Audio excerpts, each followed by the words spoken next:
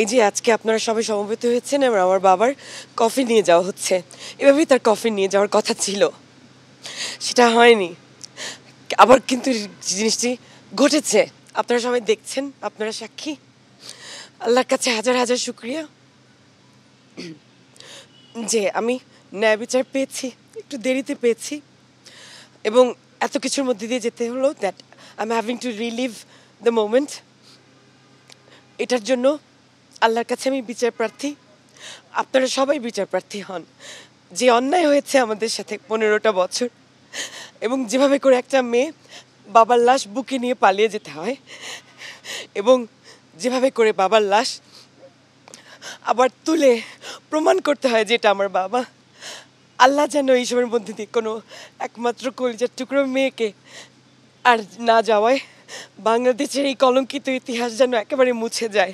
আপনারা সবাই প্রতিজ্ঞা করুন, দোয়া করুন। আমি আপনাদের সবার কাছে কৃতজ্ঞ। আজকে আপনারা ইতিহাসের সাক্ষী হয়ে আছেন এবং সাক্ষী ইতিহাসের স্বর্ণাক্ষরে এগুলো লিখে রাখার জন্য আমার সাথে সামিল হয়েছেন। আমাদের যেন এই অধ্যায়টা রিপিটেড না হয়, আমাদের জন্য দোয়া করবেন। আর যারা আমাকে সহায়তা করেছেন তাদের কাছে আমি অসংখ্য অসংখ্য কৃতজ্ঞতা জানাই। আমি এখন আব্বুকে নিয়ে যাচ্ছি এবং ওখানে আব্বুকে শাহ ঈদগাহ ময়দানে সবাই সিলেটবাসী সমবেত হয়ে দোয়া করে বিদায় দেবে কানাইঘাটের পথে। কানাইঘাট যেখানে সে, যেটা তার মাতৃভূমি, যেখানে তার শেষ ইচ্ছা ছিল সে কানাইঘাটের সন্তান, সে কানাইঘাটের মাটিতে শায়িত হবে, সেটা পূরণ হবে। কানাইঘাটের মানুষরা কাঁধে করে তাকে নিয়ে যাবে। সে তার সব বক্তৃতার মধ্যে এটা বলতো এবং সেটা হবে এবং তাকে শায়িত করা হবে এবং কানাইঘাটের মানুষ আবার দোয়াতে সামিল হবে। আপনারা প্লিজ সবাই আসবেন এবং আপনারা সবাই দেখবেন, দেশবাসী দেখবে তার যে প্রাপ্য সম্মান মর্যাদা সেটা সে পাচ্ছে। তাকে 15টা বছর ধরে তার নামে যথেচ্ছাচারিতা করে একটা মানুষকে একটা ভিন্ন রূপে প্রেজেন্ট করে আজকে যে সে ন্যায় বিচারটা পাচ্ছে, আল্লাহ যে সুবিচারটা দিয়েছেন সেটা প্রমাণ করে যে সে এক নেক বান্দা ছিল। 15টা বছর সে নিজেকে আল্লাহর রাস্তায় সঁপে দিয়েছিল। আমি আপনাদের সবার কাছে কৃতজ্ঞ। আমি দেশের নতুন সরকার ব্যবস্থার কাছে কৃতজ্ঞ, যে বাচ্চাগুলো জান দিয়েছে, প্রাণ দিয়েছে, প্রাণ দিয়ে এই মুক্ত দেশ এনেছে, তাদের কাছে আমি কৃতজ্ঞ। তাদের পরিবারের কাছে আমি কৃতজ্ঞ।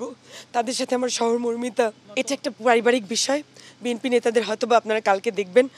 আমি এটা পুরোপুরি আমার নিজের একটা যুদ্ধ। এটা কোনো রাজনৈতিক বিষয় নয়। উনি আমার বাবা। জি, আপনারা তাদেরকে জিজ্ঞেস করুন। তাদের সাথে তারা আমাকে সিলেট থেকে আমাকে অনবরত তারা টেলিফোন করছেন, আমার খোঁজ নিচ্ছেন সিলেটের নেতারা। ঢাকার নেতাদের ব্যাপারে আমি জানি না, কারণ আমি আসলে নিজেই সব কিছু থেকে অ্যালুফ। একটা দুঃখজনক সময়ের মধ্যে দিয়ে যাচ্ছি, সবার সাথে কথা বলার মতো অবস্থাও আমার ঠিক নেই। কালকে আব্বু দাফন হবে, আমরা মাগরিবের আগে করে ফেলার চেষ্টা করব। Will try our best. এবং কালকে দুপুরের মধ্যে শাহ ঈদগাতে জোহরের নামাজের অ্যারাউন্ড দ্যাট টাইম আমরা গ্যাদারিং করে দোয়া বা জানাজা, হুজুরা যেটা বলেন, ওনার মানুষরা যেটা চায়, আমি ওনাদের সন্তান ওনাদের কাছে নিয়ে যাচ্ছি। সিলেটের সন্তানকে সিলেটবাসীর কাছে নিয়ে আমি সঁপে দিব।